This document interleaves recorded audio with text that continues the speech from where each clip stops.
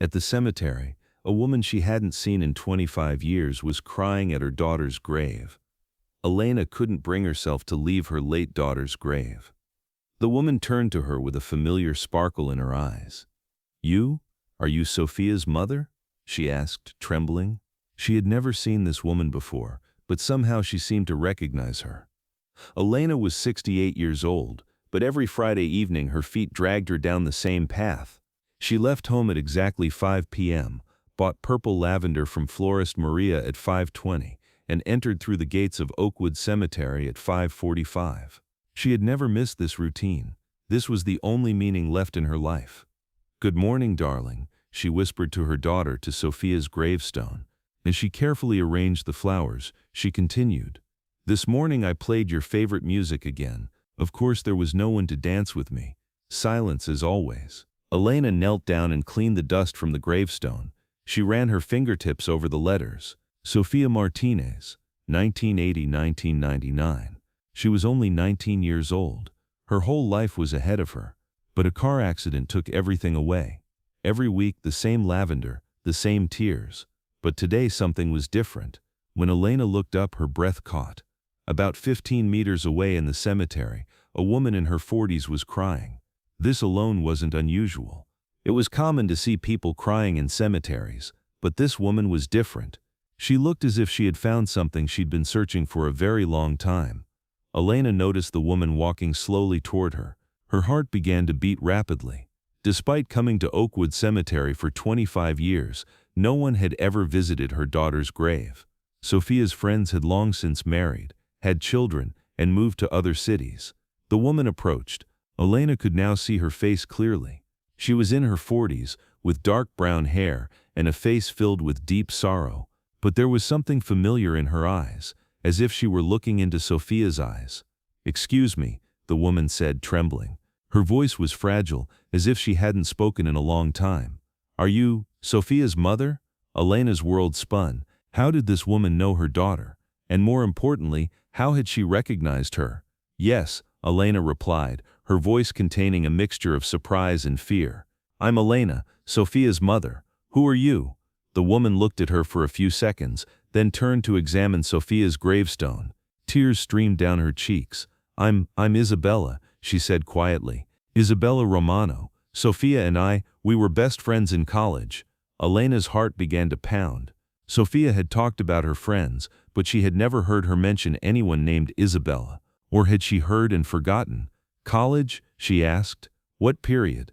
Sofia attended Boston University in 1998–1999. Isabella's expression changed. She stood as if carrying a very heavy secret. "Yes," she said slowly. 1998–1999. We were freshmen, but," she paused, then continued, "but there was something else between us." Elena tried to stay standing. "What do you mean by something else?" "Sofia told me everything." Isabella shook her head. "No, ma'am, she wouldn't tell. She wouldn't tell because that day she made me swear. I would never tell anyone, absolutely no one, what we experienced." "What did you experience?" Elena's voice wavered. Isabella pulled an old photograph from her pocket, yellowed with worn edges, a color photograph. She handed it to Elena. When she looked at the photo, Elena's breath stopped. In the photograph were two young girls. One was definitely Sofia. She'd recognize her anywhere. The other must be the young version of this woman standing before her. They were both laughing, their arms around each other's shoulders. "This photograph," Isabella said in a shaky voice, "was taken on our last day, the day Sofia saved my life." Elena held the photograph with both hands as if afraid of dropping it. "Saved your life?" she whispered. Isabella nodded. "It was March 1999. Sofia and I were roommates on campus. That night I was in a very bad place." She paused, taking a deep breath. "My family was on the brink of bankruptcy. My father was unemployed. My mother was sick. I had to drop out of school. And I couldn't take it anymore." Elena's eyes filled with tears. "That night," Isabella continued, "I was on the roof, the top floor of the university. I was going to jump. I wanted to end everything." "My God," Elena whispered. "But Sofia came," Isabella said, her voice cracking. "I don't know how she found me, but she came. She saw me. She sat next to me. She didn't say anything. She just held my hand. We sat there for hours, until morning." Elena was now crying silently. Sofia told me, Isabella continued. Isabella, you're not alone, I'm here. I'll always be here, I promise. And after that night, she took care of me every day. She helped with my classes. She helped with my scholarship applications. She supported my family. But why? Elena said in a broken voice. Why didn't she ever tell me? Isabella smiled gently. Because that's how Sofia was. She never talked about the good things she did. Mom would worry, she'd say, let's not tell her. It's enough that she's happy. Elena had to sit down. Her legs wouldn't hold her anymore. That night of the accident, she asked in a trembling voice, where were you? Isabella's face crumpled. Deep pain overtook her. I was in the hospital, having surgery, appendicitis. Sofia had visited me that day. She'd cheered me up. Then she said, see you tomorrow. And she left. She paused, tears flowing uncontrollably. But tomorrow never came. That night, on her way home, that car, they both cried silently. Why? Elena finally said, why did you come after 25 years? Why didn't you come to her funeral? Isabella lowered her head. Because the surgery had complications. I was in a coma for 3 weeks. When I woke up, everything was over. The funeral had happened. Everyone had scattered. And I couldn't believe I'd lost her. Why didn't you come later? Because, Isabella said painfully, I carried guilt for 25 years. Sofia had risked her life for me. She'd saved me. And I couldn't even attend her funeral. How could I come? How could I face her? Elena suddenly stood up and hugged Isabella. They both cried. They cried for a long, long time. You're not guilty, Elena said softly. You were never guilty. Isabella pulled something else from her pocket. This time it was a journal. An old leather-bound journal. Sofia gave this to me, she said. On that last visit. She said, if something happens to me, give this to my mother. I thought she was joking. But that night, Elena took the journal with trembling hands. Her own name was written on it. To my mother, Elena Martinez. When she opened the journal, she was met with Sofia's familiar handwriting. Dear Mom, if you're reading this journal, it means I'm no longer with you. I want you to know something. The most beautiful days of my life were with you. But there's something else I never told you. I have a friend named Isabella. She's my closest friend. I connected her to life. And if Isabella has been able to give you this journal, it means she's still alive. It means what I did had meaning. Mom, please accept Isabella as part of our family. She's the sister I chose. And I know you'll love her. I love you so much, Sofia. Sofia, after reading the journal, Elena couldn't speak for a long time. Finally, she looked at Isabella. 25 years, she said slowly. For 25 years I came here alone. It never occurred to me. It never occurred to me that Sofia had saved other people. Isabella nodded. For 25 years I thought about her every day, every birthday, every anniversary.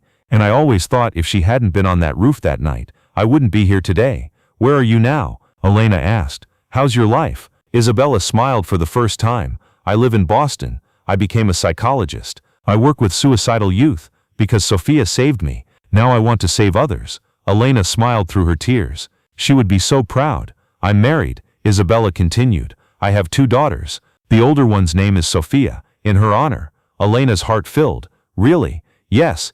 Every night I tell my daughters Sofia's story. I tell them there was an angel, and she saved my life. They both silently looked at Sofia's grave. Isabella, Elena said, I won't be coming here alone on Friday evenings anymore. Will you come with me?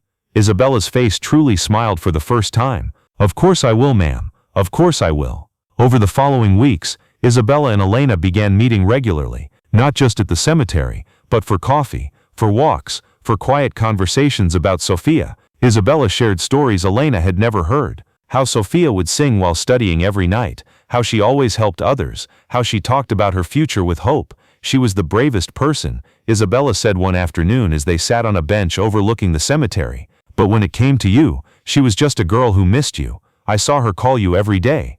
Elena learned things about her daughter she'd never known. Her fears, her dreams, how she protected other students, how she was respected in her class. One time, Isabella continued, a student was sitting alone in the cafeteria. No one was talking to them. Sofia went over and sat next to them. Hi, I'm Sofia. Want to be friends? She said. That's how she was. But their growing friendship also brought pain. Isabella carried guilt she'd never shared with anyone. I should have come sooner, she admitted one day, her voice heavy with regret. I should have found her. I should have been at her funeral. I should have been there for you. Elena reached over and took Isabella's aged hand. You were there for her when it mattered most. She loved you. That's what I'll always remember. They sat in comfortable silence, Two people who had found solace in shared memories and mutual understanding. You know, Elena said softly, I think Sofia would be happy. She always wanted me to have friends, to not be alone. I think she'd approve of our friendship. And I think she's laughing at how long it took us to find each other. One Friday evening when Elena and Isabella came to the cemetery, they saw a young woman by Sofia's grave, in her 20s, crying. Isabella approached her. Hello, she said softly. Is everything okay? The young woman looked up. I'm Emily. I'm a college student. I'm struggling so much. I came here looking for peace. Isabella and Elena looked at each other. Emily, Isabella said, pointing to Sofia's grave. The girl buried in this grave saved my life 25 years ago. Let me tell you her story. And so three women sat in the cemetery that evening. One beneath the earth, one the mother who visited her every week, one the friend whose life was saved, and one a young woman searching for new hope. Sofia's story lit a spark of hope in Emily's face. So, Emily said, we're never really alone, are we? No, Elena said, smiling, we're never alone. And so, after 25 years, three hearts came together. Sofia lay beneath the earth, but her love had brought together 3 generations. Elena went home that day smiling with real purpose for the first time in years. She knew that next Friday she'd find Isabella, and perhaps Emily, waiting at the gates of Oakwood Cemetery. Because true love doesn't end with death, it just takes new forms, and sometimes even after 25 years, it continues to change lives. This story reminds us that the legacy our loved ones leave us never disappears. They continue to live in our hearts, and sometimes at the most unexpected moments, in the most unexpected ways, they continue to change other people's lives. Sofia died, but her love brought together a mother, a friend, and now a new young woman. And that is the most beautiful form of immortality.